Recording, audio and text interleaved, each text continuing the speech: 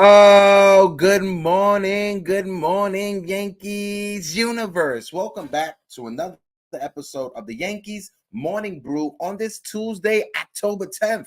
Like always, I am your guy, Hector, joined by my co-host, Mr. TC Stills. Check out the intro, and we will be right back. Really, y'all don't know this, y'all in danger. I'm a threat. I'm a gamble with your life. You should know that it's a bet. It's a bet. You know I ain't letting up. My foot is on your neck. Take my word for it. It's a promise and a threat. Really, y'all don't know this, y'all in danger. I'm a threat. I'm a gamble with your life. You should know that it's a bet. It's a bet. You know I ain't letting up. My foot is on your neck. Take my word for it. It's a promise and a threat. Oh, like I said, good morning, Yankee universe. How you doing? I'm your guy, Hector, and we're back. Sorry, I had to take a day off last week. You guys that know me, you guys know what I'm dealing with at the moment, but I'm still here. Like always, I'm joined by my guy, Mr. TC Stills. All you Yankee fans out there, wake up and get your coffee. TC, how you feeling, big fella? I got my coffee. I'm ready to go. You got your coffee? Feeling good. Ready to go? You ready to rock and roll? Sure. Yeah, it's a great conversation yesterday. If you guys didn't catch it, we talked to Will Warren. That was an awesome conversation. Go back and 100%. Catch that one if you guys missed that. 100%. Listen, like TC said, if you didn't watch the episode that we did yesterday morning, because you guys know we got the conversations with Nathan Ramachandra, we had an amazing conversation with top Yankee prospect Will Warren. And you guys know we're going to have different conversations during the offseason with different Yankees prospects, different Yankees coaching staff as well. It was a great conversation. I'll tell you this right now, TC. Will Warren, he won me over. He won me. Oh, his attitude, his outlook at life, just the positive nature that he carries with himself. I don't want the Yankees to make any trade that has to do with Will Warren. Will Warren, to me, I'm putting him up there as an untouchable. What about you? Yeah. No, same. Very humble. Like you said, carried himself well. I mean, just the words he said. I mean, it was just a great, like you were just talking to a buddy. I mean, he wasn't, he didn't act like he was, this pompous baseball player talking down to us like little people. We have a little talk show. He just felt like one of the guys, and I think even Jigga brought it up. He could be a new co-host of Morning Brew. Like he definitely could. You can tell he feels like part of the team. He's part of our team already. He definitely does. We're gonna be playing Fortnite later on in the future. We'll definitely be That's right. He plays Fortnite. Yeah. Let's shout out the chat real quick. Shout out my guy NFE that's in the building. NFE, how you doing? That's right. Of course, my guy 01LS1Z28BADX is in the building. Where you been, man? How you doing? Hope all is well. My guy Anthony Medina, mi hermano de la Islas in the building. Anthony, how you doing? Of course, my guy Damian Serrano's in the building. How you doing? Senor Dev Finch is in the building. My guy Mac Miles. Oh, we're gonna talk about Sotito. We're definitely gonna talk about Soto. Shout out to my guy Dan C who's in the building. Tyler Tabbitt, how you doing? Angel Serrano, my guys. Salute. Who else we got up in here? We got a few other people. My guy Avicii's in the building. How you doing? Of course, my guy Seven's in the building. Big time Jerry Cadell is in the building. And of course, I can't forget my guy Eric Wallace. EY is in the building. We got 24 of you guys in the building. So if you guys can't, please smack that like button. And if you're watching this for the first time, hit the sub as well. Help us get out to other Yankee fans so they could join the conversation. Shout out to my brother as well. My guy G-Ram is in the building. G-Ram, how you doing? TC. Yeah. We in the off season. It's very weird right now when it comes to Yankees because the postseason is going on. People are playing in the playoffs, but us Yankee fans, we're on the outside looking in. So when it comes to talking about this team, we got to try to dissect it in every way that's possible. We'll get to the audit situation. We'll get to the Juan Soto news. We'll get to the Aaron Boone and his new attitude of this upcoming season. But there was an article that came out from my guy, Chris Kreisner. You guys, I've referenced him a lot on the show when it comes to bringing up his tweets. I read the article this morning. I wasn't able to make a graphic for it, right? But it's said that the Yankees, they're going to go hard for 3 guys. The first guy we're going to talk about is Yamamoto. According to Chris, the Yankees are going to go with a contract offer that exceeds $200 million in order to get their guy Yamamoto. Wow. Okay. Yeah. When you look at the free agent, the pitching in the market is not that deep. There's not that many top end pitchers. He's probably the best out of all of them. When you look at potential, yeah, you got Snell, you got Nola, you got other MLB pitchers, but when you come for potential and age, he's probably the best things out there. $200 million for Yamamoto. You making that move? Hey, it's not my money. We need pitching. Yeah, why not? Who cares? I don't care about the money. I mean, the years, we'll see what the years are, 6, 7 years, but he's what, 24, 25 years old? He's 24 right now. He'll be 25 by the time next season. Yeah, prime of his career. You got to do it. You got to your alternatives, like you said, Snell and Nola, they're going to be, you know, a lot. Snell will be probably 30 plus a year. So yeah, I'm all for that. Spend the money, Hal. 100%. Spend, because that's how you got to do it. You got to spend the money to fix the mistakes that have been made over the past several years, right? We missed out on so many big free agents. This is the offseason where you rewrite all of your mistakes, and you start with Yamamoto. Garrett Cole, at the end of the season, he came out and he was talking about how the Yankees, the pitching staff, and you could tell he was hinting that we need a number one. We need another guy that's right next to me. So that's the guy is Yamamoto. If you have Garrett Cole and Yamamoto, and if Carlos Rodon is able to bounce back next year and be that number 3 starter, I think take some pressure off of Carlos Rodon. You don't need Rodon to be a number 2 starter. You need him to be a number 3 starter behind Cole and Yamamoto. I think that takes some pressure off of Carlos Rodon, and he can easily come into that rotation, bounce back, and we have a 3-headed monster with Cole, Yamamoto, Rodon. We don't know what Nestor's going to give us. And there was also talks in that same article on the Yankees bringing back Frankie Montas on a 1-year deal. What's your thoughts about Frankie Montas coming back? Yeah, I guess it all depends on who they get in the offseason. If they do get a Yamamoto, but even if they do, I can see them bring him back for a 1 year. That's all I would do. A 1-year deal for Montas. See what he does. See what he has left in the tank. They brought him back last year at the end of the year for what reason? I have no idea, but that could be the reason. They're looking at extending him for a year. So we need depth. You never have enough pitching. So why not bring him in? If he fills out the rotation with Cole, Yamamoto, Rodon, King, and Montas, with you got Brito, Vasquez, Nestor backing him up. I like that. I'm good with that. I definitely do. Shout out to my guy Gio from Unpopular Opinion, who's in the building. LI Yankee King. I see what you're saying about your contract offer to Yamamoto. I don't think the Yankees will go 13 years just because he is an unproven commodity. Even nowadays, just don't get 13-year contracts. So when it comes to Yamamoto, I can see the Yankees offer him a 6-year, $200 million, or 8-year, $200 million. I don't see them going all the way up to 13 years. Starting pitchers don't get 13-year contracts like that. No way. Yeah, 6, 7, 8 years. Yeah, that's it. Yeah, that's a bit too much. Now, when you look at the rest of that article, they also brought up 2 guys. One guy the Yankees are going to trade for, and another guy the Yankees are going to sign. Now, the trade is not who we think. It's not Juan Soto, right? I'm going to throw out this name for you, and this is the name that it popped up during the season, but a Brandon Donovan from the St. Louis Cardinals, who's a lefty hitter, high on-base guy.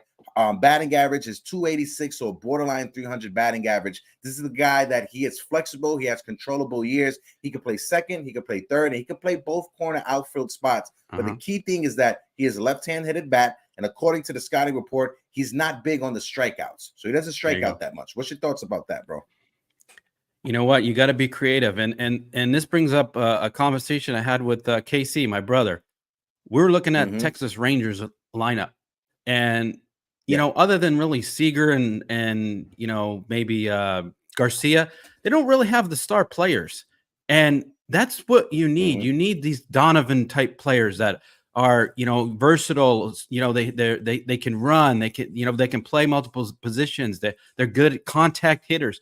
That's what we need to surround Aaron Judge and Stanton and Rizzo. We need to surround them with some contact hitters.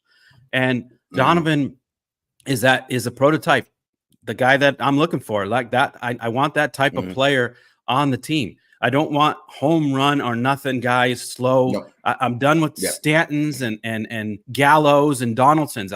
That we cannot bring any more of those guys on this team. So Donovan, I'd love to have Soto, but hey, Donovan, I'm not opposed to that. I'll take that. No, I'm not opposed to Donovan as all. And Tyler Tabbitt says it perfectly. He will be a perfect leadoff hitter for the Yankee. Yeah. Does he have blazing speed? No, he doesn't have blazing speed, but he does have above average speed. He's a lot faster than DJ LeMahieu, right? So if the Yankees want to have DJ LeMahieu leading off with that speed, I don't see why Brendan Donovan would be an issue leading it off for the Yankees. LeMahieu's not a leadoff hitter. No. When we've talked about different players that we want to bring onto the team, a lot of the players that catch our eyes, I know for me, I don't want to speak for you, TC, are players that are versatile, that can play multiple positions. So having Donovan being a guy that could play second, third, and both corner outfield spots, I think that's key for us because we're not just hamstringing and getting one guy just to be locked into one position. No, versatility could play all over the diamond. So I think that's what makes Brendan Donovan, as well as being a left-handed hitter, very, very attractable. Now, what's it going to cost to get him? What are we willing to give up? We were just talking about how Will Warren is a no-go for us, right? But St. Louis, they need pitching, right? So they're talking about a package of, now this is all hypothetical, Clark Smith, Randy Vasquez, and Clayton Beeter. Those are the three pitchers that the Yankees will send to St. Louis for Brendan Donovan. What's your thoughts on that package? Because it's not Drew Thorpe, it's not Will Warren, it's not even the other kid that I'm always getting his name confused with Chance Adams. Hampton. Chase Hampton, So it's not any of those three, the big three. It's our lesser of our pitching prospects. It's the Randy Vasquez, it's the Clark Smith, Randy Vasquez, and Clayton Beeter. It's a little bit much for Brandon Donovan, but those pitchers. I mean, Clark Schmidt, he did pitch well for us. He was a consistent pitcher this year, but we have guys that can move in, especially if we get Yamamoto. Then Schmidt is expendable, but we haven't seen Clayton Beeter up here. Vasquez, we've seen a little, glimpses of him. So. I don't know. I think if that's all they want. Yeah, I think that might work for me. I think I'll take that. Shout out to my guy Sunil in the chat, who always likes to make me laugh. I appreciate you. He said, Hector, for that package you just mentioned, I accept Ray Donovan. Shout out to my guy Sunil. Let's see. My guy Dan C in the chat says, ball players are creatures of habit. They want to know that they have the same position and spot in the lineup. One or two Cabrera types are all the team needs. Absolutely. And I think that's what makes Brendan Donovan so appealing, because he is one of those guys that can play third base, can play second, can play left, and can play right. So when it comes to that move, like Dan C says, versatility, having guys to be able to play multiple positions. Now, when you look at everything else that comes with it, if we if we trade for Brendan Donovan, what do we do with Gleyber Torres? What do we do with Peraza? Where do we go with those players? Does that open it up for now the Yankees are able to trade a Gleyber Torres because we got Donovan who could play second base or third base and have Peraza playing second base? So it makes it very interesting offseason. What are we going to do with the other guys that we have that are stuck in one position? Now, I'm not sold when it comes to trading Gleyber Torres right now, because he was our second best offensive player behind Aaron Judge. If you want to say Judge was out and Gleyber Torres was our best hitter for the season, you can have that conversation with yourself. For me, I think it's Judge. I think it's Gleyber Torres, but I'm not willing to trade Gleyber Torres if we don't improve that offense. Yeah, no, you're right. I mean, well, Donovan also could. You said he plays the corner outfield. He could be our a left fielder till we get Dominguez back or whatever. We still have Pereira, we still have Florial. So There's a lot of that could be question an option marks. also. Yeah. You And got that and maybe that Florial incentive, Donovan in left. Until and that Dominguez comes back in same June. So yeah, and I don't that know. same I article. don't want to see unless someone comes with a great offer for Gleyber Torres. I'm not even picking up the phone. I'm just it's got to be something to blow us out. Like, hey, wow, okay, let's do that. Yeah. So in that same article, and also we got 30 people in the building. If you guys can, please smack that like button. In that same article, TC, they also talked about the Yankees citing Cody Bellinger, right? Yeah. And if it was up to me, who would I rather have, Juan Soto or Cody Bellinger? I'm choosing Juan Soto, right? He's a lot younger, right? Doesn't have those injury concerns like a Cody Bellinger has. Cody Bellinger may be the more elite defender than Juan Soto, but Juan Soto is still younger. Juan Soto, he doesn't have the injury history like Cody Bellinger has. But Juan Soto, you got to trade prospects in order to get Juan Soto. Cody Bellinger, you got to spend money. But Cody Bellinger, he will be attached to a qualifying offer. So if the Yankees sign Cody Bellinger, you're losing a draft pick and you're losing some of your international signing money. So that's something to weigh out. What do you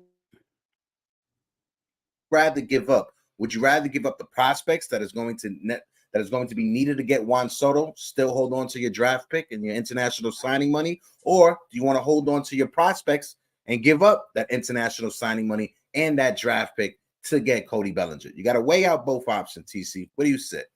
Yeah. It's a tough spot, but for me, with the age and what type player Juan Soto is, I would lean toward getting Juan Soto. Lock him up. Of course, you trade for him, you lock him up at the same time, 8-9 year deal, whatever, 400 million, whatever they're gonna get, whatever they're gonna throw at him. But he just brings a different dynamic. Yeah, he's a left fielder, and he's a probably average left fielder. But he just brings so much offensive. We need an offensive player with Judge to help Judge out, and he's that guy. And we need him to be here as long as Judge is here, because these years are they're short. You said the window's closing very fast, they need to make up their decisions right now. And with our track record of prospects, I'm okay sending these guys out because we haven't seen them. We haven't seen them at the pro level, and none of them have really impressed me. I mean, other than, maybe Dominguez. I say Dominguez is probably off the table, but everybody else, see ya. I want Juan Soto, so that's where I'm at. Listen, that's a respectable conversation right there.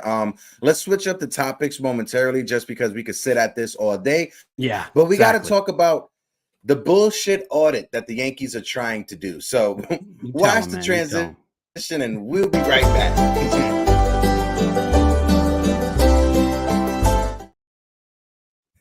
So we were talking about it in the last episode. The last episode, it came out that the New York Yankees, the audit that they told us that they were going to have is not the audit that we all thought was going to happen, right? According to my guy, Joe Randazzo, shout out to Joe Randazzo, Andy Martinez reported that the Yankees will be paying to view how an outside firm runs analytics and then comparing it to the way that they operate in that same area. It is a self-evaluation because they are looking at other companies rather than having a company look at them. The front office has been considering this opportunity for several years and now has received the clearance to spend the money to get this to happen. Honestly, TC, this is like a smack in the face when it comes to us fans. Like my guy Patrick Sinclair says, fake news. Absolutely, Patrick, 100%. Right. September, right? Or right before September, the rumbling started happening with the fan base. The fire Brian Cashman Day, fans were showing up. People were showing up at the stadium with their signs. And then the news came out that the Yankees are going to call up two of their top prospects, Jason Dominguez and Austin Wells. And then the Yankees were going to do an audit on the organization. Nothing's off the table. Everybody is going to be looked at, right? No one is safe. That's what we were told, right? We were told that before September, when there was a month left of baseball. a month left of tickets to be sold at Yankee Stadium, a month left of games to be watched on the Yes Network. So it seems like they told us, the fan base, that because they still wanted us to spend money when it comes to going to the stadium or when it comes to watching it. So when the news came out, I forgot who put it in the chat, but thank you, I appreciate you. When the news came out last week that, nope, it's not what you thought. This is another way for the Yankees front office to look at us fans and think that we're stupid. What about you, TC? Yeah, I'm not surprised. That's what they always do to us. They tell us one thing and then go the other way. And you know, it's just a cover up for this you know, just terrible run organization now. They're clueless. They're behind the times. They have, every other team has passed them up, and just making them look silly. And you know that there's no. I'm lost for words as to all the lies. And I still don't get it. It's very frustrating as a fan to have to hear this all the time. Like, you know, we're thinking, oh, okay, yeah, they're gonna deep dive into their, you know, front office and you know, clean house and get rid of the analytic team and the medical team. Analytics. Yeah, they're not going to do anything. All they're just going to say, oh, yeah, this is okay. Everything's okay. You know, status quo. We're just, you know, manager's safe. The GM safe. Everything's good. You didn't make the playoffs with almost a $300 million payroll. What more do you need to say? You need to get rid of some of these guys. So you know, I wish me or you or, you know, Pete or all our, you know, content creators were running the team. We would know more. We would know what to do more than these guys. A couple of clowns is what they are. It's a clown show. That's all I have. I mean, that's it. It comes to it, right? And I got another graphic when it comes to the audit. And I want to bring this up, right? It's another thing from Andy Martinez. As far as the analytics, the Yankees are more moderate than some clubs in this area and stress traditional scouting as well as data. For years, they have been working to improve communications and implementation, which is an industry-wide problem. For what's it worth, Garrett Cole has gone out to his way this season to praise improvements on how he receives data and game plans from the analytic department. Not every player satisfied, as evidenced by Aaron Judge, hired his own hitting coach with experience and felt like Sean Casey. But even Judge requests information from the analytics before games. Finding the right balance for analytics is perhaps the primary challenge for contemporary baseball, and the Yankees are hardly immune. Now, I've said it, you've said it, TC. When it comes to the analytics, you got to look at it as advanced scouting. It's just advanced data. It's just data just spread out across the table. That's what it is. You have to have the right people in place to take that data and put it into practice. If you don't have the right coaches in place, I'm going to say it again, you're shooting yourself in the foot. The reason why Aaron Judge's hitting coach is so good is because, one, he goes with a traditional approach to hitting, and two,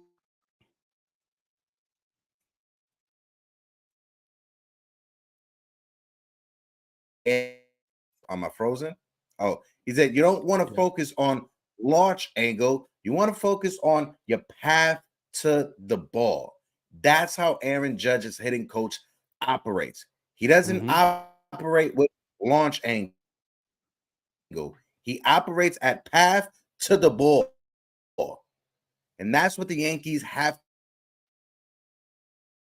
say. You know what? I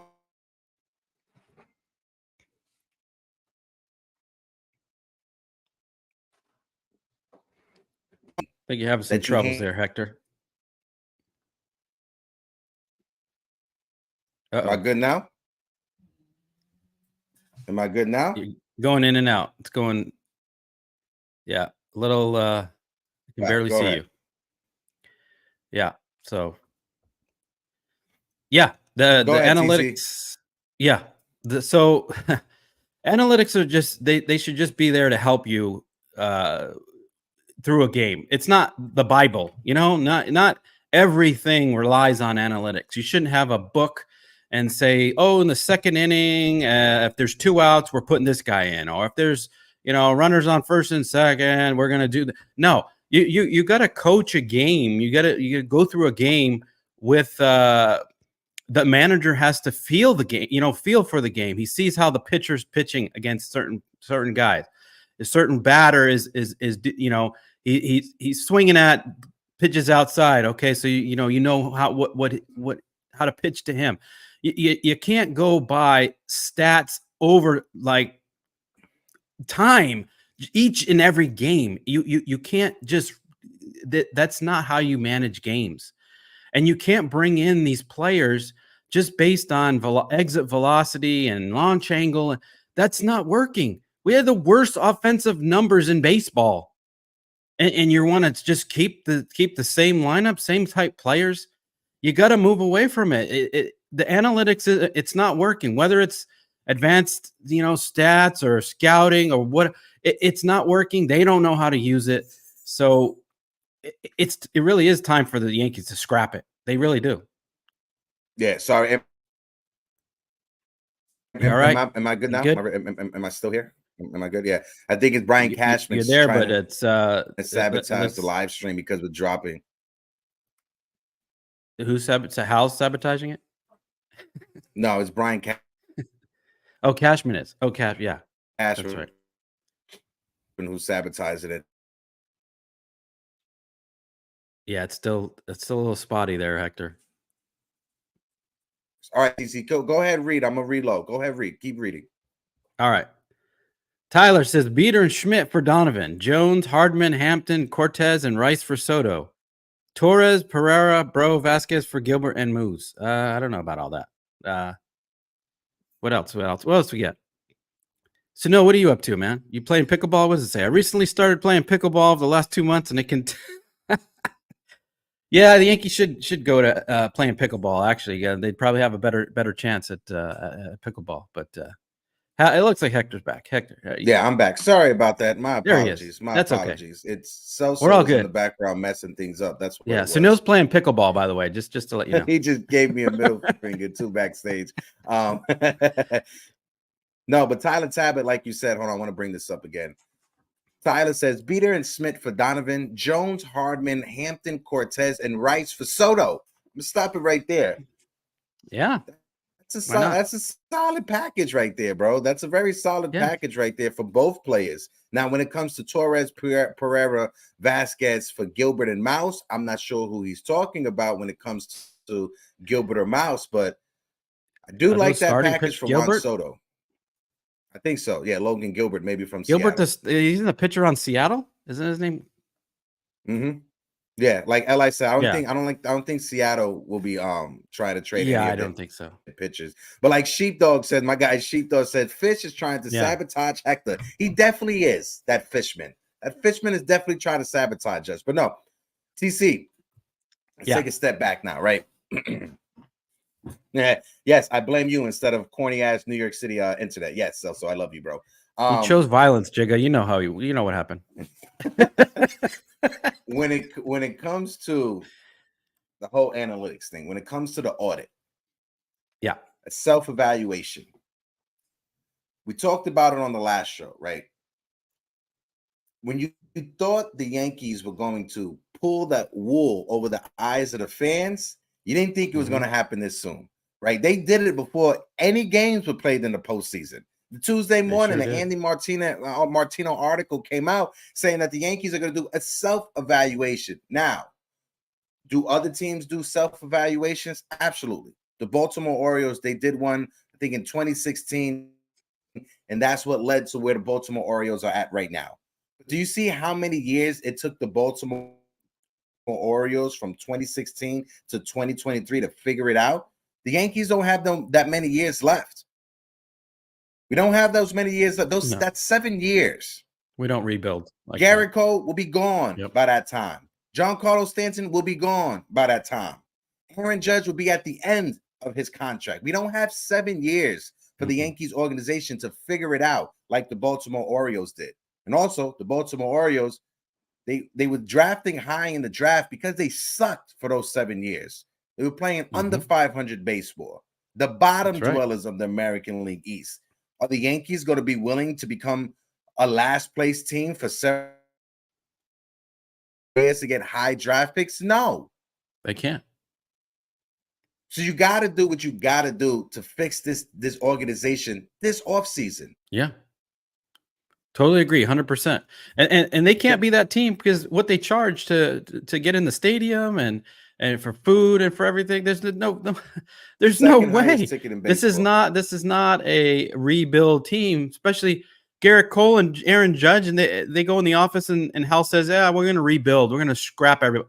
Are you kidding me? We didn't come here for this. We didn't go to the Pittsburgh Pirates. We're at the New York Yankees. So I believe they're gonna have some say in what's gonna happen. There's no rebuild. They're bringing up the kids. They did that for a reason at the end of the season. See what they got. They know they got a good one in Jason Dominguez, and they got Anthony Volpe and Austin Wells. You got to build on that. You got some deals that have to be made in the offseason. They can't hold back. Yamamoto, $200 million, give it to him. Juan Soto, the deal that we put on the table, make that deal. I mean, there's no hold barred now. We didn't make the playoffs. The fans are pissed. You're telling us one thing, you do another thing. You gotta turn this around. And it's not just the fans, by the way, that are pissed. No, it's Aaron Judge, your main player, your number one player. Is pissed off, whether he says it in front of the media or not. You can tell he's not here to be mediocre and not make the playoffs. He's here to win. So you better wake up. I'm done. Sorry. That's it. No. It's fine. Because also the last game of the season, the last out that was made, when the cameras panned in on Judge, when they focused on Aaron Judge, what like you just saw it in his face. And in his head, he was saying, I'm not going to be back here next year. This is not what I do not want this same scenario next year. You're right, Sean. Garrett Cole. Oh, I forgot. Yeah, Garrett Cole is pissed too. Yeah. Garrett Cole is upset also. We'll get into that as well. Shout out to my guy Joseph Caputo from The Shift. Listen, make sure you guys tune in 2 p.m. on the channel. I will be joining Joe as his co-host to talk Giants football. Joe will be running the show. As his bodyguard, as his bouncer, is right there to chime in on the conversation. So make sure you tune in 2 p.m. Really myself and Giants Mr. football? Joseph Caputo. I have to keep myself busy, TC. I can't just be dwelling in my thoughts. That's what happens. But my guy Max Goodman on Twitter, before we switch conversation, says Garrett Cole will win the first Cy Young Award of his career this year. Aaron Judge has 37 home runs in 103 games, missing 2 months on the IL. The window for those superstars won't last forever. Yankees must factor that into their winter plan to avoid wasting their performance again and again and again. Like I said, the championship window when it comes to winning with this group is closed right now. It's closed, right? The only reason why you get a little bit of a draft is because Aaron Judge and Garrett Cole are doing all they can to keep the window open. The front office has to go out there and improve this team to open up that window again, because as of right now, that window is closed. And like I said, the only reason a draft is coming in is because Aaron Judge and Garrett Cole are doing everything they can to keep it afloat. Yeah. This is not the NBA when you could build your team around two superstars and win a championship. Exactly. You gotta add to this team. You gotta add to this team. You have to improve. You cannot just settle. You can't go into another season with no left fielder. We haven't had a left fielder since Brett Gardner retired. Yeah, and he was the last of his career there. He wasn't putting up big numbers, so that wasn't like he was a superstar. Garrett Cole is 33. Aaron Judge is 32. You're coming to the end of their prime. Yeah. 3 or 4 more years. That's why we need to go out there and add. to this team. Whether that is a Yamamoto, whether that is a Juan Soto, Cody Bellinger, you have to add to improve this team. Let's switch topics momentarily because we got to talk about the other news that came out. Aaron Boone and his new attitude. Shout out to my brother Pete Simonetti over on NYY Underground. The Yankees higher-ups believe Aaron Boone needs to become a little more tough, according to John Heyman. I've said it many times. If you watch games daily, it's as clear as day. The Yankees players are very rarely, if ever, held accountable. My guy John from MassPiff as well on Twitter said, so the Yankees front office wants Aaron Boone to be hard on the players and hold them accountable. Isn't that the reason why they fired Joe Girardi in the first place? Isn't it though, TC? Exactly. Because he was too tough on Gary Sanchez, right? Yeah. And now he wants to be tough. Right?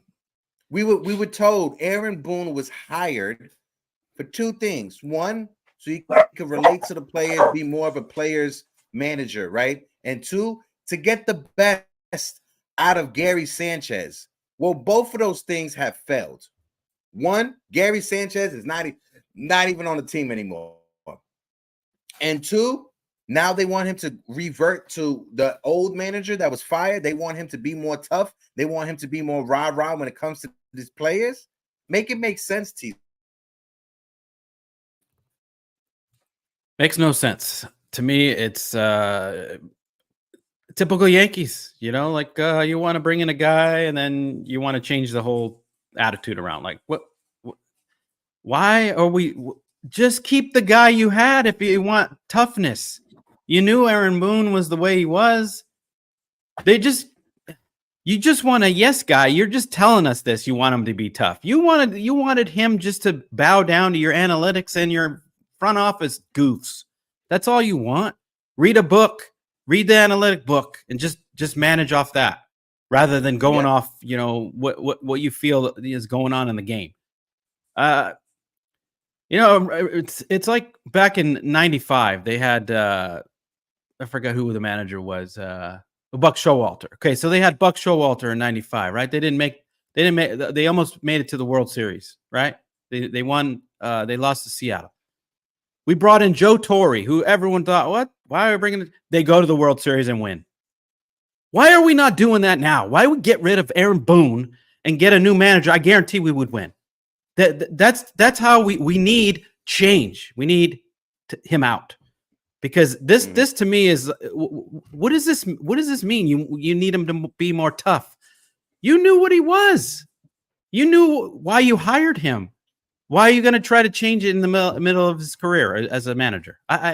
It doesn't matter. It doesn't mean anything. I don't know what. I want to ask you, TC. I want to ask the chat as well, right? I want to ask you guys this. Fed up. If the Yankees bring back, I shouldn't say if the Yankees bring back next year, if the Yankees make the changes that they have to make, knock on wood, and the Yankees for some way are able to get to the World Series and win the World Series with Aaron Boone as his manager, you bringing him back? If they win with Aaron Boone? Mm-hmm. If the Yankees win a World Series next year with Aaron Boone, again, hypothetical, you bringing him back? If he's not fired and we didn't make the playoffs and we win a World Series with him, you think they're going to get rid of him? No, I'm not asking. I'm not asking about the front office. I'm asking you as a fan, and I'm asking folks in the chat. If the Yankees win a World Series with Aaron Boone as their manager, are you bringing him back? If they win with them, why? I don't know. Why would I change my manager if I'm winning with him? The Yankees. I don't trust him though. I don't trust him. I don't trust him in the regular season. Why would I trust him in the postseason? I don't. The moves, Dr. Hit. No. So Dr. Hitskin says it depends how savory the cupcakes are. First of all, for everyone attacking, I like a good snack, right? I like a cupcake. I like a Capri Sun. Mm-hmm. So I feel very attacked when people are coming at Aaron Boone for his cupcakes and Capri Suns. I like Capri Suns. I like the cupcakes. All right. If Aaron Boone wants to have them, I'll eat them. Okay. Point blank, period. But it's Exactly, it's a Sunil. hypothetical. It's a hypothetical. Personally, me, if the Houston Astros were able to win a World Series but still fire their general manager, why can't the Yankees win a World Series and fire their manager of the team? That's all I'm gonna say. They wouldn't do that. They wouldn't. They wouldn't. I mean, do we that. might want They them. wouldn't. We might want them to be fired regardless. But Mm-hmm. if they win a World Series with them, why? I mean, they haven't fired him, and they didn't make a world. They haven't made a World Series, and he's still here. Now, okay, what? Okay, if they make it to the World Series, but they don't win, if they make it to the World Series, do you think the Yankees bring him back? Because that's farther than for me or for the Yankees. The that's Yankees further would than still bring him anybody back. Yeah, the Yankees would you bring him back? no. If he made No, the World he's out. Series and He's didn't done. win, he's out. No, he's out. They don't win. If they win, I'm keeping him. For me, If he didn't win, no, he's gone. He's out. For me, it doesn't matter. I want him going no matter what. I want him going no Even matter if he what. wins Now, a World Series. It depends. Even if he wins his World Series. Thank you so much for your service. Go get your dream job in Cincinnati. Go ahead. Thank you for your service. I wish how is the most arrogant and douchebag way. I wish you well on your future endeavors. That's Yeah, I wish you well on your future endeavors, Aaron Boone. That's what I would do. Shout out to my guy Nathan Ramachandra in the NNR. Yeah, my Nathan, guy Nathan, how you doing? And again, if you guys missed the conversation we had with Will Warren yesterday, I advise you go into the channel, watch that video. It was a great conversation. Will Warren, like I said, he won me over. I don't want any trades the Yankees making, including that young man, Will Warren. His attitude, you could tell if he makes it to the big leagues with the Yankees and stay, he is going to be a fan favorite. I'm saying that right now. Will Warren definitely won me over. That's my guy over there. If you're not a Will Warren fan right now and you watch that, you will be a huge Will Warren fan. Definitely. Especially if you play Fortnite. Huge. You play Fortnite? I played Fortnite. My guy Sheepdog said if the Yankees win the World Series and would tell Bubble Boy to pass the keys to Willie Randolph. Listen, that's the guy I've always wanted to manage the Yankees was Willie Randolph. I've always wanted the Yankees to give him a job. I thought it was the perfect transition. If he never went to Queens to become the Mets manager, Joe Torre retires, Willie Randolph should have became the manager, not Joe Girardi. I'm just saying it like that. That's how I feel it should have happened. But let's. That's right. Nathan brings up a good point. He won the pitcher of the month. Will Warren. He won the pitcher of the month yesterday. Great timing. Absolutely. Shout out to our guy, Will Warren. But yeah, when it comes to Aaron Boone, this new attitude, I'm looking at it as the same way that they caught us with the audit. I'm not going to believe it until I see it. Right? Yeah. You tricked me once with the audit. You came out and said we're going to have an audit. Everything is going to be looked at. Analytics, the coaching staff, development, everything was supposed to be put in play. You hit me with the pump fake. It's not going to be an audit like we thought. It's going to be a self-evaluation. So when it comes to this Aaron Boone and his new attitude, his new tough attitude, I believe it when I see it. TC, is that fair to say? No, you nailed it. Exactly. We will believe it when we see it. And it's just lip service. That's all we get. And but talking about Aaron Boone, what do you think about them? I mean, I've heard them rumblings of bringing in a bench coach, like a former manager, like a hard-nosed manager that can help him out, making some of those tough decisions and maybe be the one to hold these guys accountable. What do you think about that? What do you think about them bringing in maybe multiple coaches? You need to do what the Atlanta Braves have done. When you look at the Atlanta Braves, I'm going to bring up the Atlanta Braves coaching staff right now, and we're going to go through each one of them so you can see their experience. Yes, they have a manager that is analytic friendly, but we got to look at the coaching staff that he has. So give me 1 second for me to pull that up on my phone. So when you look at the coaching staff, a lot of veteran presence in there. A lot of veteran presence. So Brian Sneaker is the manager, right? Right. His bench coach or his third base coach is Ron Washington, former manager of the Texas Rangers, went to the World Series. A lot of years of coaching, yes. Sal Fasano. Guys, remember Sal Fasano? Yep. He's their catching coach. Another Another coach that was with the Philadelphia Phillies as a player after he left the Yankees. Make good coaches. Let's see. Chipper Jones is a hitting consultant as well. Wow. One of their old-time vets, one of their legendary players is a hitting coach, a hitting advisor, I mean. He knew a thing or two about hitting. When you look at the Eddie Perez, you guys remember Eddie Perez, former major league catcher as well. He is a coach on the coaching staff. You need to have the right balance of old school and new school approach. Even when Dan C just took the words out my mouth. Even when Joe Torre was the manager of the team, he had Don Zimmer and he had Stoudemire. Yep. Even when Joe Torre, he had older baseball minds around him to help him out. That's what Aaron Boone is missing. Tony Pena, Willie Randolph, Chris Chambliss. For me, the perfect two would be Ron Washington, Willie Randolph, and I'm calling back Tony Pena. I want those three guys to be on the coaching staff next year. Now, you saw when it came to Chipper Jones as being a hitting advisor to the Atlanta Braves, you got someone that sits in the booth that us fans we love. The war dog, Paul O'Neill. Why isn't Paul O'Neill an advisor? You hear it in the broadcast. The Warrior. Yes. How many times are we watching the game? You're listening to the broadcast, and he's breaking down a player's approach. He's breaking down a player's swing. He's saying, listen, with 2 strikes, go the opposite way as a left-handed hitter. It's not going to hurt you. He would hold these players accountable. Oh, he definitely would. Mm-hmm. He definitely would.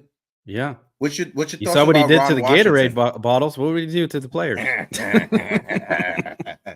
But Dan C also said not only did they fire Joe Girardi, but they passed on Rob Thompson and they passed on Tony Pena as well. Yeah. When Robinson Cano was at his top with the Yankees, the person that was holding Robinson Cano accountable was Larry Bowa. The Yankees let Larry Bowa go. Yeah. That's who was holding Robinson Cano accountable was Larry Bowa. And the Yankees let Larry Bowa go. You need to have coach. You need to have the perfect mix. If you want to have Aaron Boone, have Aaron Boone. He needs some old school minds around him or some coaches that have experience going to the World Series, but they never won a World Series, but they've been there. They've been further than what Aaron Boone has been in the postseason. And that's what we need. Yeah. Nathan said, what about Buck? Would you bring Buck as a bench coach? I wouldn't be opposed to that. He's got some knowledge too. He can't be the only one. No. He can't be the only one. Yeah, you nailed it. We need veteran presence on this bench. They don't have it right now. They don't have that just the knowledge of the game like Don Zimmer had and Mel Stoudemire, and those were baseball minds. They don't have that right now. Aaron Boone is not even a baseball. I mean, yes, he comes from the lineage of baseball family, but I'm sorry. If he's just reading analytics, then, so be it. But the moves he makes, it doesn't come from like a baseball mind. It's just like rolling the dice or, just they got to bring in those veteran guys. The importance, I'm gonna emphasize this. People want to say in 2023, when analytics are a big driver in the industry, a big part of the game, that managers aren't as important as they once were. It's total BS. Total BS. You have to understand the importance of a manager who's been there and who's won it. Texas is the perfect example. Look at Bruce Bochy. Look at what he's done. Not only did the Texas Rangers have to miss the majority of their season with Jacob deGrom going on the IL, their big offseason spend that they did this offseason. Not only did you trade for a pitcher at the trade deadline who's not pitching for you in Matt Scherzer, you're going out there with pieces that you didn't have, that you weren't going to count on. He's throwing out lineups with Mitch Garver as the 3-hole hitter. And he's still producing. Mitch Garver is backing up Simeon and Seager in that lineup. The Yankees have to realize it is important to have a manager who's been there, who's done it, and who has won it all. Yes, it makes a great story when you hire a manager and who won this World Series for the first time. Yes, that is great. But you also have to have guys in place that actually done it before. Yep. And he's intimidating. It doesn't have to be the manager as well. Like I said, it could be the coaching staff that the manager has. Perfect example. We started the conversation by saying when Joe Torre was hired, he still had Don Zimmer and he still had Mel Stoudemire, 2 old school baseball minds in his ears. That's what Aaron Boone needs right now. Yeah, he does. He needs someone to bounce ideas off and not just, make these rash decisions. I mean, I'm sure Don Zimmer told Joe, like, hey, I don't know about this move here, and so they could collaborate. Aaron Boone doesn't have that. He doesn't. And it's too bad. I mean, I don't know what else to say. They have to bring in someone who's been there and done it as a manager. And he's not the guy. Yeah, but they're not firing him, so he's here. So. No nonsense. Yeah. He's a no-nonsense baseball man.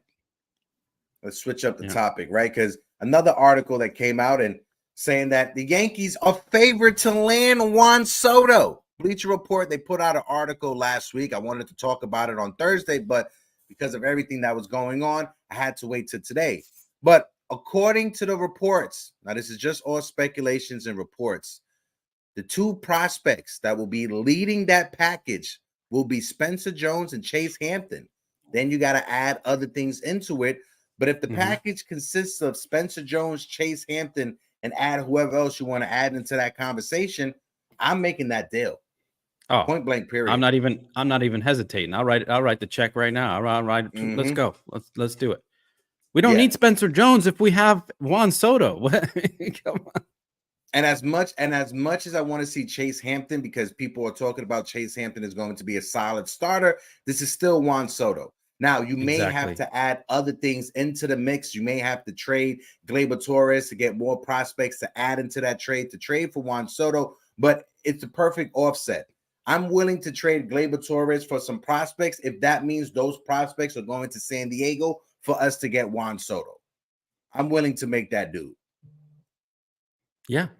I mean, if it's like Clark Schmidt, maybe Everson Pereira, or Oswaldo Cabrera. I mean, I'm no Jason Dominguez and probably no Anthony Volpe, but everybody else, I think is fair game. This is the thing, they want pitching prospects back.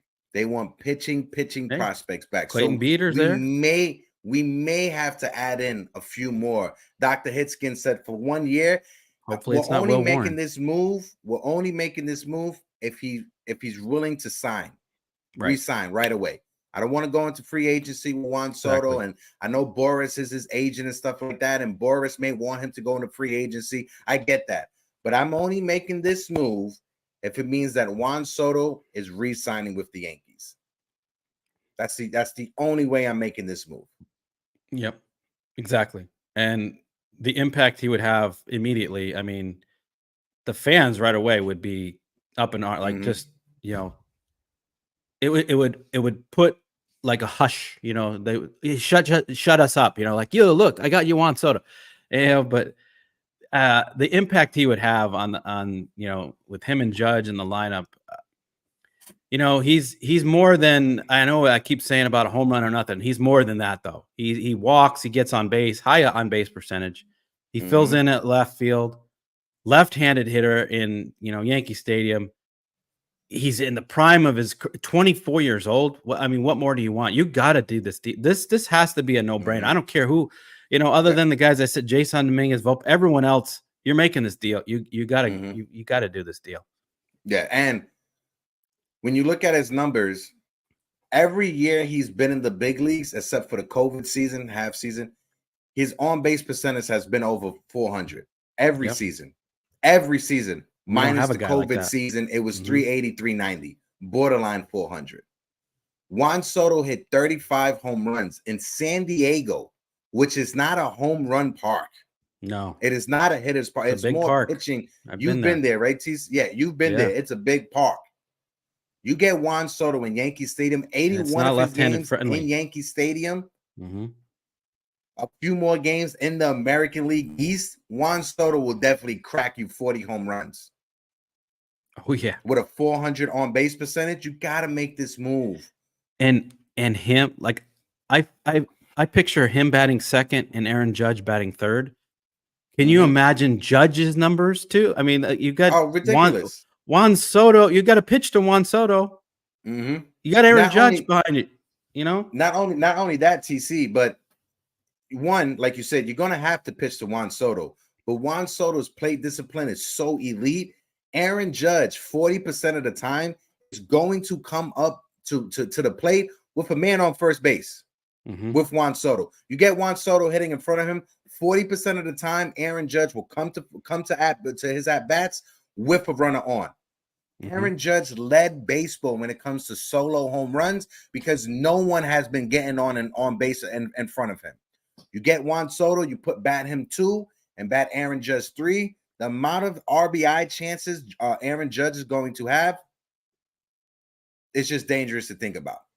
Yeah, and can you imagine if they got an actual leadoff, a true leadoff hitter with Donovan in front of another guy that is a high on base percentage guy? When you look at Donovan, his on base percentage this season was 380. So if you got Donovan, who's a 380 on base percentage, Juan Soto, who's a 400 on base percentage, and then Aaron Judge, you combine that together, that's anywhere 70 to 80% of the time Judge is coming up to his at bats with runners on base.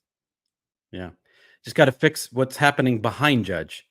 You know, you got Stanton, Rizzo, LeMahieu, Glaber. I mean, you got to definitely work on someone to give Judge, protection. So it depends. Is Rizzo going to come back and be fully healthy, or is Stanton going to bounce back? Like, Cashman promises, Stanton won't be as bad. Oh, okay, sure. Now, there's 2 questions in the chat, and shout out to your brother KC Funtime. Shout out to my guy Kev. KC Funtime says, I don't have confidence in Cashman to get the Soto deal done. And then AK47 says, how confident are you guys that the Yankees will get Soto? You think the Yankees are serious for Soto? When it comes to both of those questions right there, if the Yankees do not want their fan base to be volatile next season, this is the move you have to make. The fire Brian Cashman day was supposed to be bigger than what it was.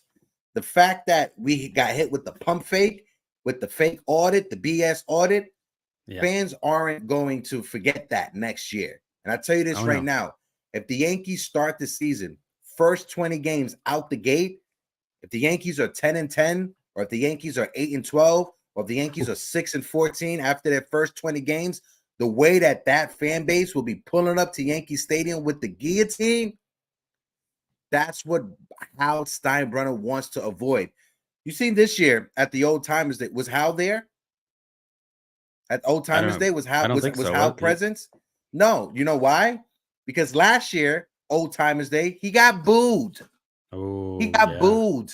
Last year, when Derek Jeter had his ceremony at Yankee Stadium, his plaque and everything, he got booed. And what did Derek Jeter say? You guys may not want to boo. We got some things in the future for you guys, right? Isn't that what Jeter said? There's a reason why Hal Steinbrenner wasn't in front of fans this year, because he didn't want to be booed. He didn't want to be embarrassed. This offseason, if he doesn't want to be booed and embarrassed no more, this is the move he has to make. I think he's going to have to step in and probably help Cashman with this move, just like he did with Aaron Judge. He's the reason why Aaron Judge is back here. He's going to need some help. I mean, whether they have Manea or whoever, Sabian, somebody else help make this happen. Yeah, I'm with KC. I don't know if I trust Cashman this offseason. This is a huge off season. Huge. I don't trust Cashman. That's the thing. I have no faith in Cashman. What I have faith in is the fact that Hal Steinbrenner has been embarrassed these past two seasons, right. This year and last year. That's what I have faith in, is that he's been embarrassed. And what happens when you're a billionaire and you have all the money in the world? You want people to like you. Let's look at Elon Musk. Elon Musk spent all that money on Twitter just so people can like him, and people still hate his ass, right? So when it comes to Hal Steinbrenner, I have no faith in Brian Cashman. I have faith that Hal is a billionaire who's been embarrassed these past 2 years, and he wants people to like him, so he's going to spend the money in order to make people to like him. That's the only thing I have faith in, bro.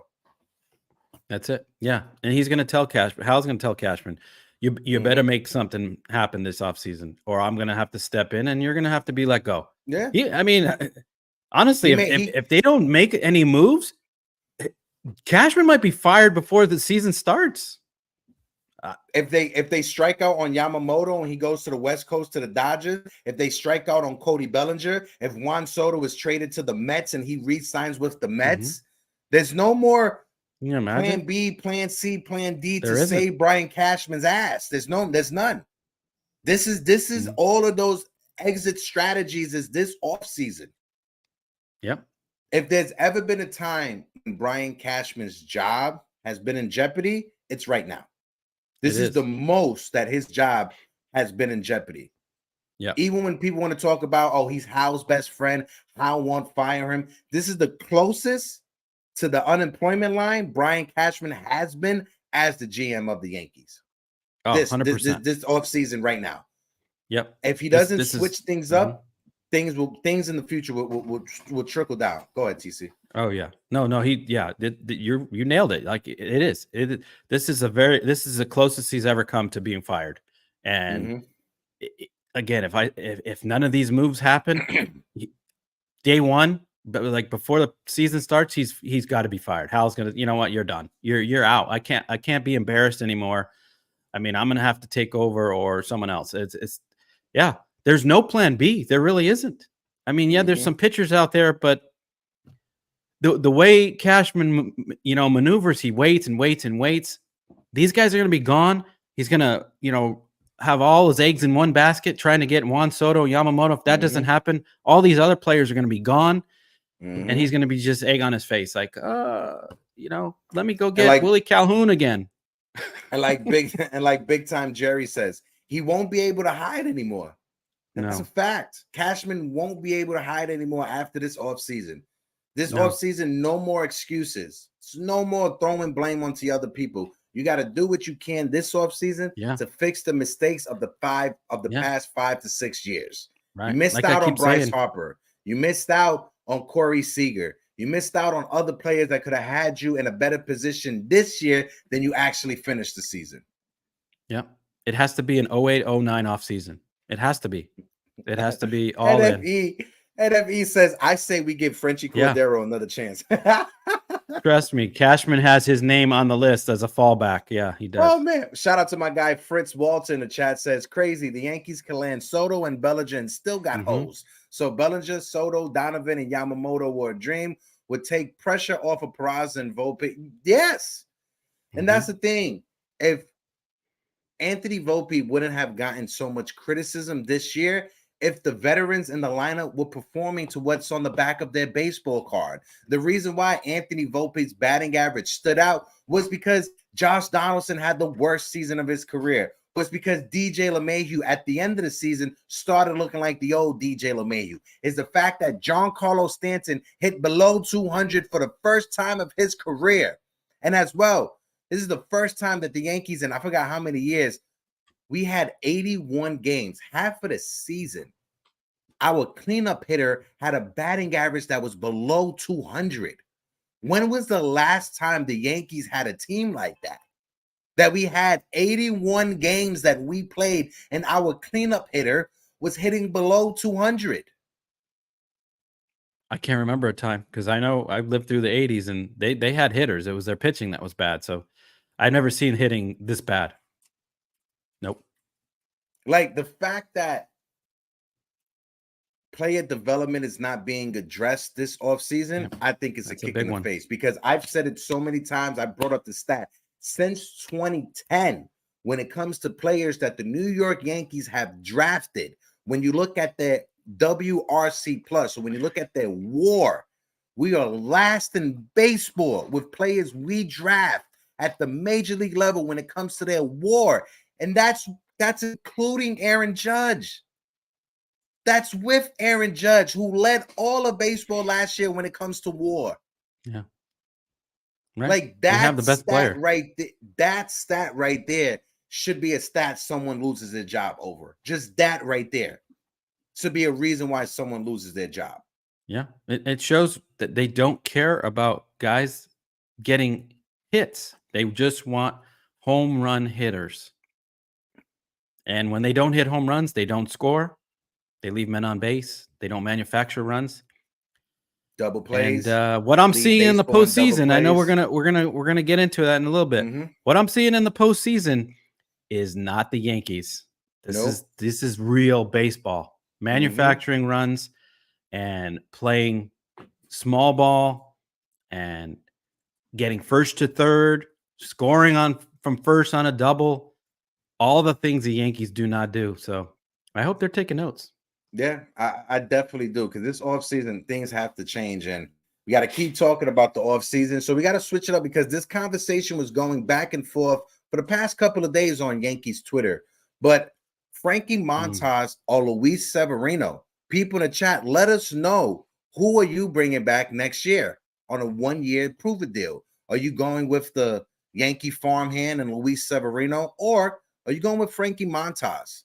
For me personally, as much as I love Luis Severino, I think Luis Severino is just fed up with the Yankees organization, and I think he wants a fresh start. So if I had to choose, if I had to put money down on one of them, it would be Montas. I think the Yankees are going to aim to bring back Frankie Montas. As much as I would love to see Luis Severino have a bounce back 1-year deal with the Yankees, I don't think the Yankees will bring it back, and I don't think he wants to be back with this team. So I'm leaning with Frankie Montas on that. What about you, TC? Yeah, I'm leaning toward what you had to say. I think Luis Severino is done with the Yankees. You could tell his attitude, and I don't think he would want to come back, especially not a 1-year deal. They're not giving him anything more than a 1-year deal. He had his struggles. I mean, I think overall he's a better pitcher than Frankie Montas over a career that they've had, but Severino he can't stay healthy. And the Yankees, they do something to these pitchers. I don't know. Something's off with Severino, and he'll be better off with another team, because look at what Texas did with Montgomery and Sonny Gray in Minnesota. These guys thrive at other teams for some reason. I don't know, but I wouldn't be opposed to a 1-year, maybe $5-6 million Montas to prove it deal. Why not?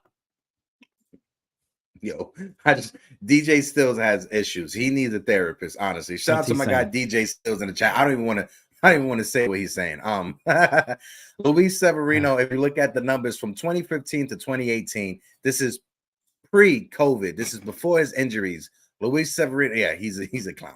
Luis Severino was pitching to an ERA of 3.46. That's the ERA Sevy had. He was averaging almost 10 strikeouts per 9 innings, giving up 7.81 hits per 9 innings.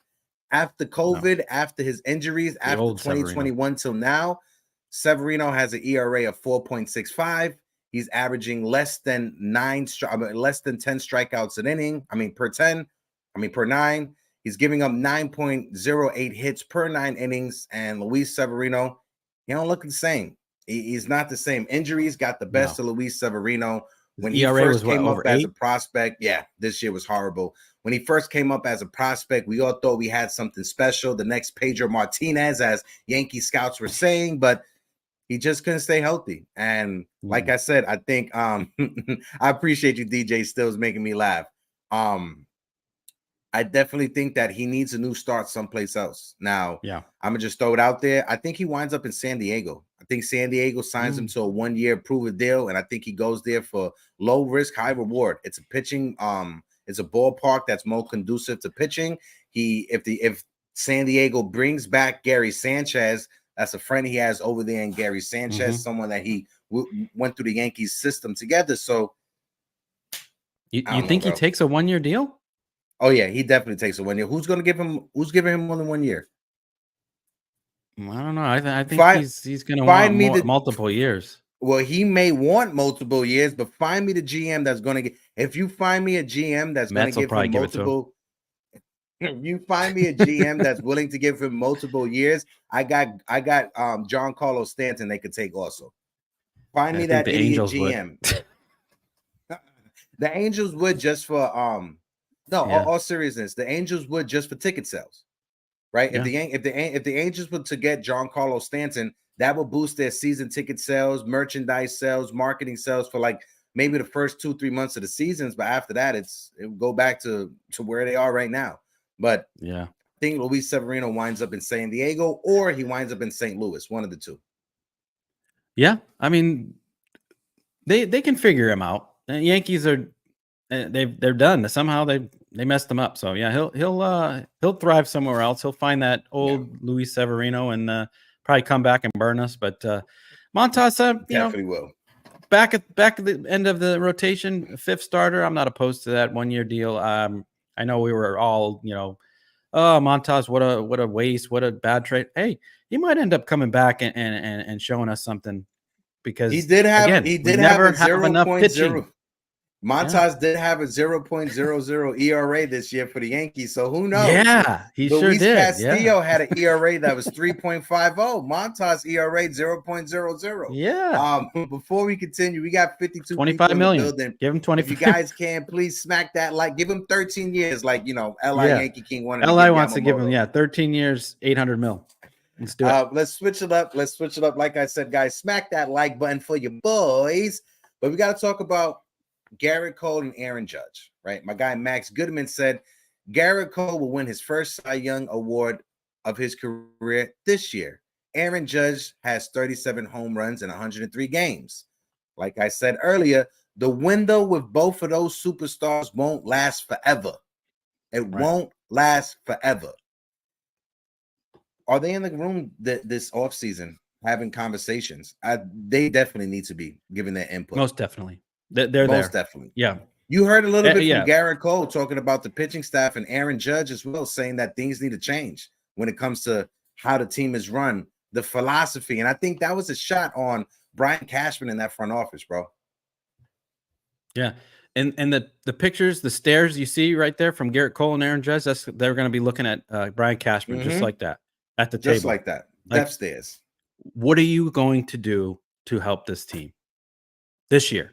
Like they're not happy with not missing the playoff. They don't want to sit at home watching the Twins and the Astros and the Orioles. No, they're not happy with this. And so they're going to make a big stink about this offseason. Yeah, what's Steele saying now? DJ Steele's just making me hungry. He's saying strawberry biscuits, chicken tendies, sweet hot heat sauce from Popeyes. That's how us Latinos, we call Popeyes Popeyes. Okay. Jerry could... Patrick says the Royals can transfer Severino and trade him. What can transform Severino and trade him at the deadline, like they did with Chapman. They brought in Chapman. They was able to use Chapman. They built him up. They built up his trade value. He went to Texas, went to bed, but Kansas City was able to make away with some prospects, right? So if there's a way for Severino to go to a team, fix himself up, and get traded at the trade deadline, so Luis Severino will be a hot ticket. A healthy Luis Severino at the trade deadline would be a hot commodity for a team to get trying to make a playoff run. Yeah. And also speaking of Judge, I don't know if we ever touched on this, but go ahead. He missed those 2 months, right? He put up 37 home runs in 103 games. In 103 games. We were all worried. I know myself and you, Hector, we were all worried that this toe injury was gonna, hinder his at bats and it didn't. Didn't. That's one positive we have to look at. That he's over this toe injury. And he knows I carried this team even with my bad toe. So let's go. Come on. Yeah. Shout out to my guy Norman Soto that's in the building. He says hi from PR. Shout out to my guy Norman. And of course, shout out to my guy 19 Conman who's in the building. Yeah, what's up, Conman? How you doing? Conman, don't worry. The Knicks will be back. We'll be talking Knicks basketball real soon because the Yankees have me depressed this year. But DJ Stills, he makes a great point. He said, imagine Sevy signs somewhere else and he balls out. And in the middle of the year next year, we'll need a starting pitcher. Listen, DJ Stills, I don't put it past anything when it comes to the Yankees. That sounds like the Yankees Yankee. Yeah. Sounds like Sevy. You know, we have injuries. All the injuries pile up year after year. So, yeah. And this is a point that I wanted to bring up also, right? I saw this on Twitter. So check out this way history works. 2007, A-Rod wins the MVP for the Yankees. 2008, the Yankees missed the postseason. 2009, the Yankees win the World Series. Last year, Aaron Judge won the MVP. This year, the Yankees missed the postseason. So if history is favorable for us, that means if the Yankees do what they got to do, they could possibly win a World Series this season coming up. Again, am I superstitious? Absolutely. Do I step on cracks when I'm walking outside? Absolutely not. I don't wish bad luck on anyone. Do I throw salt over my shoulder when I break a glass window? Absolutely right. So if I can, I want the Yankees to win the World Series this upcoming season. TC, how about you? And don't forget in that offseason, 08-09, what they did to Shara, Sabathia, AJ Burnett, and also three big players. So the 2009 trade deadline, very active trade deadline. We traded for Eric Hinsky. We traded for Jerry Hairston Jr. We traded for DeMarco Marte, who was really a big part of that bullpen in the postseason, DeMarco Marte. We got Nick Swisher. When did we get Nick Swisher? We got Nick Swisher at right before spring training. I want to make sure. No. Because we got Nick Swisher. We got Nady, right? Nady got hurt. No. What happened was we signed Xavier Nady and we signed Nick Swisher. Nick Swisher was supposed to be our first baseman for that season. But what happened, Xavier Nady was having a hard time coming back for injuries. The Red Sox got into the Mark Teixeira sweet straits. The Yankees signed Mark Teixeira, and then it was going to platoon Xavier Nady and Nick Swisher. But Xavier Nady got injured, and Nick Swisher won the job. Great money spent. Great money spent.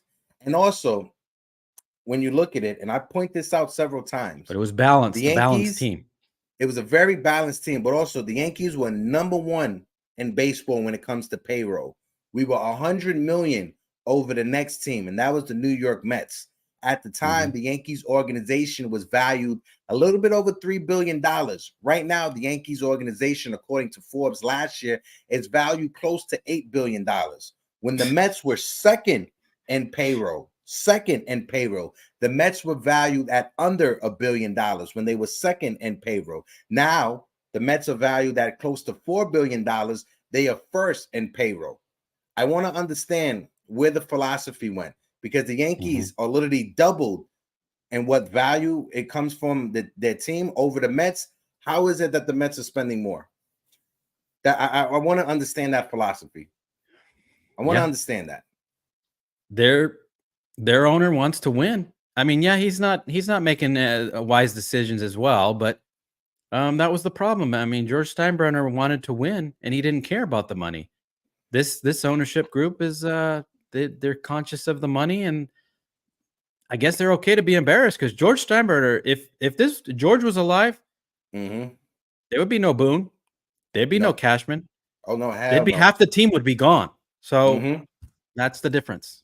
And then also, and I see what you're saying, but I also have to take the step back and also remind people that as for the great moves that George Steinbrenner done.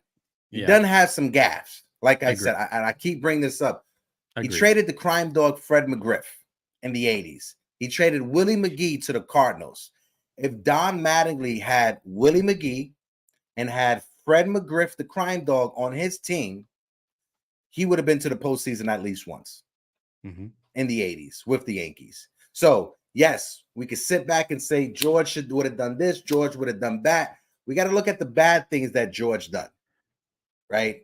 And in the 80s, there were a lot of moves that George did that hurt the team rather than helping the team.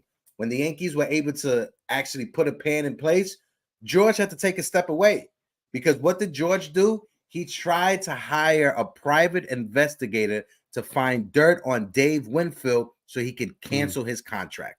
That's what George Steinbrenner did. That's why he was suspended from Major League Baseball for those years. And then Skip Michaels came and Buck Showalter, and they were able to change it. It got to the point that Skip and Gene, they had to lie to George Steinbrenner and say, well, nobody wants to trade for Andy Pettitte. Nobody likes Bernie Williams, so we got to stick with them. George wanted to trade Bernie Williams. You're right. George wanted to trade Mariano. He wanted to trade Derek Jeter. They had to lie and tell him that nobody wants these guys that we had. And look what happened. We won multiple championships. Was George a driving force for a lot of those championships? Absolutely. But he wasn't the architect. Let's be honest. He wasn't the architect. He was the driving force, but he was not the architect. I think the point I'm getting is if he was Hal, he wouldn't sit. It wouldn't sit well with him. Like Hal seems like I agree. It's okay. If this was George, he would be up in arms, furious. He wouldn't want to be the owner who spent all this money and not make the postseason. He would put the right guys in place, like he had. He had Stick Michaels and Buck Showalter. They created the dynasty, so he would know the right people. Honestly, I don't think Cashman would be here if George was here. No, I don't. I agree with you. He'd be gone. He'd bring in the baseball people to make the right moves, and it wouldn't sit well. Hal seems like he's like, I'm okay. Like Bryce said, would George fire his own son? I absolutely think that George would fire his own son. Yeah. He would fire his son, and he would bar him forever ever stepping in Yankee Stadium. That's how much I think George wants to win. He would have definitely fired his son. My guy Mac Miles said Hal is afraid to run his big market team. That's why he keeps Cashman around. That's another thing right there. Can't disagree Hal's not with a baseball that. Guy. He doesn't know it. Shout out to my guy D-Rod who's in the building. D-Rod who's not. How you doing? 290 is penny pinching. Yeah, we didn't say they're penny pinching. We just said they're spending it in the wrong way. Yeah, they're spending it in the wrong way. Yeah, I never for the penny pitching. Willie McGee for Bobby Sykes, 1981. But no, let's switch gears. We got one more topic Ken that we got to talk about. Wasn't that a trade? God, we got to talk about the playoffs, right? We got the playoffs that's going on right now. I'm looking at the scores real quick just to give everyone the matchups where everyone is sitting at the moment. Today we got a couple of games. We got the Astros versus the Minnesota Twins. The Astros and the Twins are tied 1 game apiece. And game 3 of the ALDS tonight. As well, we have the Baltimore Orioles and the Texas Rangers. Texas lead that series 2-0. So we're going to start with them real quick, that side of the AL before we get to the NL. I'm surprised by Minnesota. They were able to get a win. Minnesota, they may be the sleep. Don't sleep on Minnesota. Yeah, that's all I'm going to say. Don't sleep on Minnesota. No, they got. The one big reason is why they won that game was a guy we should have got, Pablo Lopez. We missed on. So hats off to the Twins. They knew the right guy to get, and he shut the Astros down. Yeah.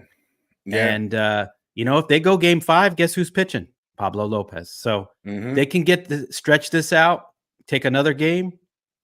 They have a real good shot. And the Astros they're beatable. They're beatable. They're not the same team, we faced last year. They got some holes, and they're not, some pitching. It's not as deep as it was before. So Twins have 2 games at home. So hey, and Sonny Gray is pitching tonight. The runner-up for the Cy Young Award is pitching Sonny tonight. Gray, another guy Yankee. we had. Yeah, that Brian Cashman ruined. Former Yankee. Yeah, ruined. Yeah, their lineup is hitting too. They got a lot of contact hitters.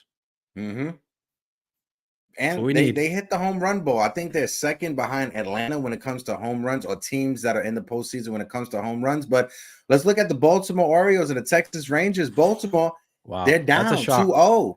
2-0 in the series. Baltimore, when you look at the American League East teams that have been eliminated. Toronto's been eliminated, Tampa's been eliminated, and Baltimore's on the verge of being eliminated in the first round. Everybody kept talking about how the American League East is the best team. I mean, it's the best division in all of baseball. Two of those teams are eliminated, and one of those teams are on the verge of being eliminated when it comes to Baltimore. Shout out to Aaron Hicks, who had 5 RBIs. He had as many RBIs in one game that he had with the Yankees the entire season. So shout out to that guy, his big ass head. Yeah, the Orioles are just facing a red hot hitting Texas Ranger team. And like I said, I was talking to my brother, and that's the team that they're miles ahead of the Yankees as far as, you know, contact hitters and scoring with runners and scoring position and manufacturing runs. I mean, they come at you every inning. They put up crooked numbers. I mean, all through the lineup. I mean, yeah, you said Garver. Garver had 5 RBIs in the last game. Yes, sir. I have a question to ask you, TC. Can I ask that question? Yeah. Who's pitching tonight for the Texas Rangers? That would be Nathan Eovaldi. Oh, Nathan Eovaldi, the former Yankee, is what you're saying? Oh yeah, another Yankee. Yeah, check another that former. Out. So there's 2 starting pitchers that are pitching tonight that were former Yankees, right? Copy. Yeah. Who Ezekiel Duran, he's playing for Texas, right? In the postseason? Yeah. Right. Yeah. I don't know if he's been playing, but he's on the roster. Yeah. He's on there. Wasn't he in our system and we traded him for Joey Gallo? Yeah, he was there. Okay. Yeah. I just wanted to clarify the timeline for people.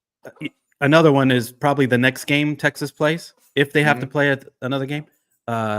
Who's pitching? Jordan Montgomery, another guy. Maybe the Yankees another Yankees. Yeah, another guy in the Yankees. Yeah. So we've seen three pitchers that pitch for the Yankees so far in this postseason. We got 3 guys, right? So we've been saying that we need to add around Garrett Cole. He can't be the only one, but we had 3 pitchers in Sonny Gray, Nathan Eovaldi, and Jordan Montgomery who could have been potentially behind Garrett Cole. Okay. Just wanted to clarify the timeline. It's for people. Yeah, that's the way it goes. Yeah. Cashman doesn't Your pop said, you guys are killing me. You're killing me, guys. Let's go over to the National League, right? So we got the LA Dodgers, who are on the verge of elimination against the Arizona Diamondbacks. What's your takes on that series so far? As well, Clayton Kershaw was destroyed. Wow. He was destroyed in his first start. That was I didn't see that coming. I know he's had struggles in the postseason, but this Arizona team, putting up 11 runs on the Dodgers in Dodger Stadium. Again, I was completely shocked. I'm shocked that they held on and won yesterday. The Dodgers usually, you know, at home they come through. They got a good hitting lineup there, and wow, it's eye-opening because Arizona didn't. I mean, I was out there in New York. We saw Arizona play the Yankees, and they didn't really impress me. I was like, oh, they're okay. I don't. This is a you know, a contending team, and man, these last 2 games, they've pitched well, they've ran well, they've hit well. I mean, Kelly, and then yesterday was who pitched yesterday? That was Gallen. 2 good starters, 2 really good starters. I think the series is over. I think they sweep the Dodgers and they move on to see the Braves or the Phillies. So, wow, I'm shocked. I am actually shocked. Not only that, but if you're a fan of the Toronto Blue Jays, you got to be kicking yourself in the ass. Gabriel Moreno, the catcher for the Arizona Diamond, the catcher that you gave up. Who did they trade for? Dalton Varsho. That's who you gave up this guy. For Dalton Varsho. Gabriel Moreno looks like the real deal as a catcher, defensively and offensively. We saw him at Yankee Stadium. He looked pretty solid in the postseason. He's turned it up a notch. And the Arizona Diamondbacks, the past 2 seasons, they always start off hot. Last year, they came down to reality, but this season, they were in first place for a while. Then they had to go via the wild card. And Arizona, they're impressing me, man. I really like what's happening down there in the desert. They were able to beat the Milwaukee Brewers to advance that first round. And now they're on the verge of sweeping the Dodgers, bro. So Arizona, if you're an Arizona fan, you got to be happy right now.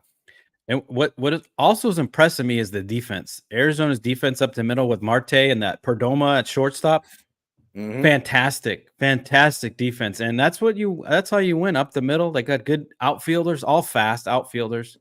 And you know, they got the blueprint how to win in postseason. You got fast guys, athletic guys, you got good defense, timely hitting, and some good pitching. And some great pitching. All the things the Yankees do not have. Then when you look at the next series, we got the Phillies and the Braves, and if it wasn't for last night's game, Philly would be up right now. What a game. Go ahead to speak on it, TC, because I wasn't able to watch it. Yeah, so last night, the Phillies were up 4-0. They had Zach Wheeler on the mound. Man, he was lights out. All of a sudden, the Braves started chipping away, a couple home runs. Riley ties it up. But the ending of that game was fantastic. It was Bryce Harper was at first, 1 out. Realmuto hit a deep shot to center. Michael Harris made a fantastic catch and ended up doubling off Bryce Harper to end the game. So, I mean, the Phillies are going to, if they lose this series, they're going to look back at this game and say, we blew it. They had that game. Their star pitcher, Zach Wheeler, he was lights out, and then they let it slip away. They made a couple errors there to give the game away. They let Acuna score on a overthrow or something. You can't let that happen in the postseason. You can't give away outs, and you can't allow runs to happen on like that. And they're gonna be kicking themselves if they lose this series. Yeah, agree. Listen, if you're a Phillies fan, you got to be excited. Philly, they're showing some grit. They're showing some fight. Up and down during the regular season, but it seems like whenever it's the postseason, Philly can just turn it on. They can just flip that switch and just turn it on. And you've seen it so far. So it's been an electric postseason. Some good games, some very bad games, opposite sides, some bad pitching. But it's exciting, right? I just wish the Yankees were in it, but we got to wait till next year for that. TC, any last words before we get out of here? We got 2 games tonight. Houston versus the Twins, Baltimore versus Texas Rangers. Who do you got in the Houston versus Minnesota? Who you taking for that one? Let's see. What do we got? We got what's the pitching matchup? Sonny Gray is pitching for Minnesota, and Christian Javier is pitching for Houston. I don't know. This is Minnesota. According to the matchup predictor, ESPN is giving Minnesota the 57% chance of winning. Houston has a 43%. So I'm going with Minnesota. Yeah, they have the momentum. That stadium is going to be crazy tonight. They'll probably have their white towels going, and Sonny Gray has looked really good this postseason for the Twins. So if they jump out to an early lead and that crowd gets into it, they might take the lead. I'm gonna say I'm gonna go towards the percentage. I'm gonna say the Twins win tonight. I'm gonna say 5-2. Okay, I'm gonna say Twins win tonight 5-2. Yeah, I keep it. Minnesota's gonna win 3-1 tonight. I think Sonny Gray 3-1. Okay, low scoring. All right. 1 run. Yeah, low scoring game. I think Minnesota has the back end of the bullpen to shut them down as well. Yeah, good closer. Definitely good closer. When you look at the next game, we got Texas with a 59% chance winning according to ESPN Analytics, and Baltimore is 41%. I got to go with Texas. They have the better starting pitcher and Nathan Eovaldi. Dean Kramer is pitching for Baltimore. I got to give it to Texas. I'm scoring this game. Texas is winning it 6-3. Yeah, Eovaldi has the experience in the postseason. I mean, this guy knows how to pitch, and in big games, he knows how to. This is a closeout game. He wants to close this series out. The thing with Baltimore, they don't have the veteran presence in the pitching staff, and I mean, we talked about this earlier. Off the show. I think Baltimore's going to have to go out and get some pitching next year because they have a great hitting team, but their pitching is lacking. And in this game, I see Eovaldi dominating. The Rangers are going to jump out. They're hitting. They're red hot right now. They jump out to a huge lead. I don't even see this game close. I think they're going to win like 9-1 or something. It's gonna be over early. They're going to crush the Orioles, and Orioles are down because I mean, yeah, they didn't make a comeback the last game, but giving up all those runs, I think series is all but over. Not just that, bro, but they're missing their closer and Batista. Like they don't. How much damage can they do without their big guy at the end of it? And this epidemic that's going on in baseball with pitchers and their elbow injuries, it's getting blown out of proportion. It's bizarre. It sucks for the game. It's horrible for the game of baseball. It's horrible for these young guys in their careers. You know, nowadays when you see a starting pitcher, you got to ask yourself, did they already have Tommy John surgery? And if they did, was it in the minors? Was it in college? Or was it even in high school? Right. So I'll drop a video later on in the week, if not tonight, talking about that. But appreciate all of you guys that were in the building. Shout out to my guy Sheepdog. Shout out to my guy Anthony Medina. Big time Love Jerry. Casey Fun Time. My guy Philo Ramos, who's in the building. Carlos with a K. My guy D-Rod. Sean Browning. Tyler Tabbitt. Steels. Jonathan was in the building. DJ Steels was in the building. Anna Marie LeBeau was in the building. Anna Marie, I hope all is well. My guy Bobby Santaro was in the building. Bobby, hope all is well. Salute to you, Bobby. We appreciate all of you guys for tuning in. Like always, smack that like button. Hit that subscribe button. Make sure you watch up for the notifications. But like always, I'm your guy Hector. This is my friend TC Stills, and we're out. Peace.